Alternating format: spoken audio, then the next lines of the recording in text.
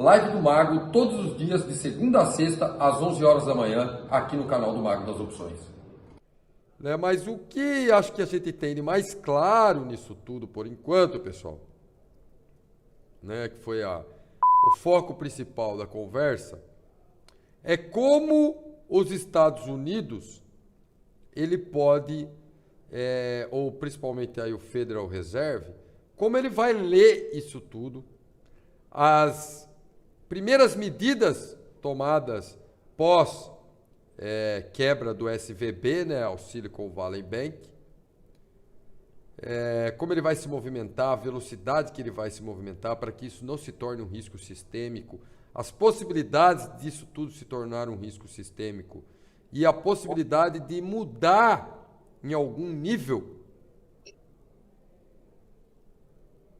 as decisões futuras do Banco Central americano.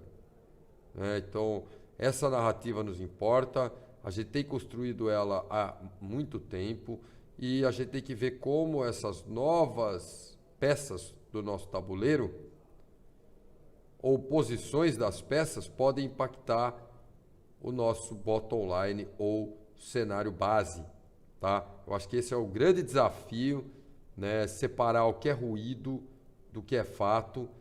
E de cara eu já posso dizer para vocês, o grande trigger ou o monitoramento ele deve ser feito hoje nesses ativos aqui, ó. Que tipo de ativo a gente tem que olhar para enxergar sinais claros,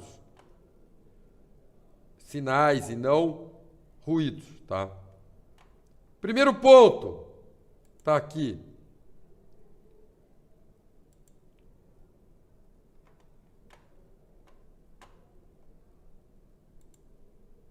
Olha só, quem se movimentou de cara?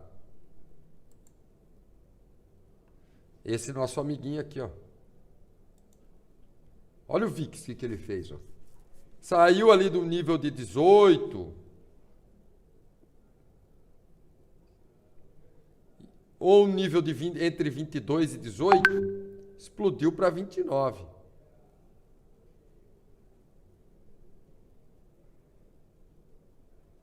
R$ 28,50 agora, certo? Então são pelo menos 8 pontos base aí, né? 8 pontos em cima aí de... Né? A gente tinha 20% de vol no mercado americano, o índice do medo, né? Esse é o índice do medo na CBO, né? A Bolsa de Chicago, onde são operadas opções sobre SP500. Estão subindo mais 3,84 hoje, 4%. Certo? Nervoso, né? Então, 4 pontos, né? São subindo 16% hoje, né? Que foi a máxima aí do passado ali, né? Então, pô, ele tá nervoso, o VIX tá nervosíssimo. Com 4 pontos hoje, né? De um índice que valia 20, né? Tá aí quase 20% de alta. Então, como isso, né, esse risco vai ser absorvido pelo mercado, tá? De cara, o SP Futuro está calmo hoje. Ele já caiu na semana passada, né? A Fabricião vai mostrar para nós esses gráficos. Então, esse é um ponto. Se o nervosismo do mercado americano começar a aumentar, a gente vai enxergar por ele. É o medo começar a aumentar, a gente vai enxergar por ele. Então, de olho nisso. Outro. No inverso, olha o que aconteceu com os Treasuries, os títulos mais negociados do mundo, os títulos americanos. O longo, a parte longa da curva, explodiu para baixo, no caso, implodiu. Né? Não explodiu, implodiu. Saiu de 4,10, 4 e pancada, 4 baixo, né? 4,5, 4,8, para 3,50, bateu até 3,40 e tanto aí na menor. Cai em 5% hoje. Como eu chamo a atenção aqui regularmente, a parte longa da curva, ela reflete a situação econômica dos Estados Unidos, a saúde econômica americana. E se a gente já imaginava um crescimento zero para os Estados Unidos ao longo do ano, algo entre 0,5%, essa quebradeira, que não é uma quebradeira, né? Essa quebra de um banco, 18º maior banco americano, concentrada em empresas, né? Não tem nada exatamente um varejo, não há varejo nesse banco, né? Não é crédito varejo. Ainda tem, há muita, eu diria que ainda tem por enquanto, né? Porque essas coisas a gente sabe como começa, mas nunca sabe como termina. Então, com isso dito, diria que eu ainda acho não arriscado, mas ainda não acho certo chamar isso como uma crise de crédito, tá? No mercado americano. Não acho possível isso, ainda não se transformou nisso. Tá? Então, tranquilidade quanto a isso. Hoje, com as informações de hoje. De qualquer forma, a queda desses treasuries mostra que o mercado americano ficou mais preocupado com o futuro da economia americana, com a atividade econômica americana.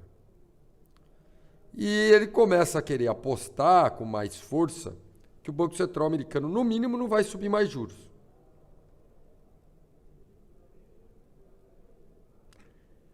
Queda de juros no 2023 continua sendo muito difícil.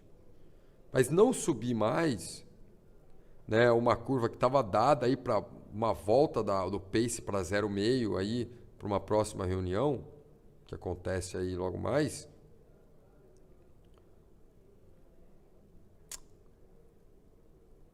O mercado com isso tudo, ele voltou a apostar que a gente não vai ter ou pequenas altas, que a gente pode ter pequenas altas, num pace pequeno, ou então nem ter alta mais de juros no mercado americano. Por quê? Quando acontece esse tipo de coisa, né, um banco vem e quebra do Silicon Valley, a coisa diz, então, os caras dizem, pensam, tudo aquilo que a gente estava vendo, a narrativa do mercado de trabalho, do CPI, do PCE, núcleos, toda aquela narrativa macroeconômica, econométrica que a gente construiu aqui ao longo de muitos meses, isso fica sai um pouco do bottom, né, do cenário base, e de repente vem um cenário de mais pânico, né, uma quebrada de um banco. Ele se vem à tona, mas isso é ruído ou isso é fato? Até que ponto isso vai impactar a economia em si, as decisões do Fed em si? Então, a gente inferir e mudar toda a nossa narrativa que a gente vem construindo com coesão e coerência nos últimos tempos, já sair inferindo que o bottom line, que a narrativa do Banco Central vai mudar, não vai ter mais aumento de juros, porque os bancos estão com problema, está aparecendo gente boiando, pequenos peixes boiando. Quando a maré baixou, apareceu gente nua, nego sem sunga. Ela vai tomar um corpo, ela vai aumentar? Repito, a gente sabe como começa essas coisas, mas nunca sabe como termina. Mas daí a inferir que isso vai tomar conta dos noticiários, que daqui a pouco vem outro banco regional quebrando, que é onde tem que ser o medo maior. Bancos pequenos, são 5 mil instituições americanas, muito mais reguladas pós-subprimes. Os títulos que eles estão negociando para garantir essas dívidas, né, que eles compraram com esse dinheiro depositado pelas startups, são os treasuries, esses que estão na tela. Eles têm book, você pode zerar tudo a qualquer momento. Há liquidez infinita para isso. Porém, eles zerariam com um enorme prejuízo, que não honrariam aqueles depósitos à vista feitos por essas startups. Daí o problema, daí a correria aconteceu e impactou o balanço desse banco. Ele começa a ter saques e vende esses títulos com muito prejuízo e não honra os depósitos, os juros do período. Então o Banco Central americano agiu rápido, a Janet Yellen, né, secretário do Tesouro, agiu rápido, criou uma linha de crédito para financiar essa galera. Essa galera quem? Os bancos? Não, os correntistas. Eles vão receber. Como se fosse o FGC. O que exceder o FGC, ela vai pagar. O FGC deles lá. Né? O seguro sobre esses depósitos. Mas e se o banco? E os donos desse banco? E os acionistas desse banco? Ela vai salvar? O Tesouro vai salvar? Os Estados Unidos vai salvar? O governo vai salvar?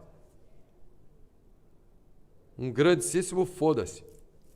Gerenciaram mal os depósitos os depósitos à vista, investiram mal na curva, não avaliaram bem os riscos e estão pagando o preço disso. Fodam-se. Um belíssimo fodam-se, por enquanto. Por que isso? Porque o Banco Central Americano, o Tesouro, não está entendendo que isso vai contaminar, vai se alastrar pela cadeia de crédito. Já comecei falando, não vemos ainda. Não dá para dizer que isso é uma crise de crédito. Foi apenas uma má gerência dos recursos.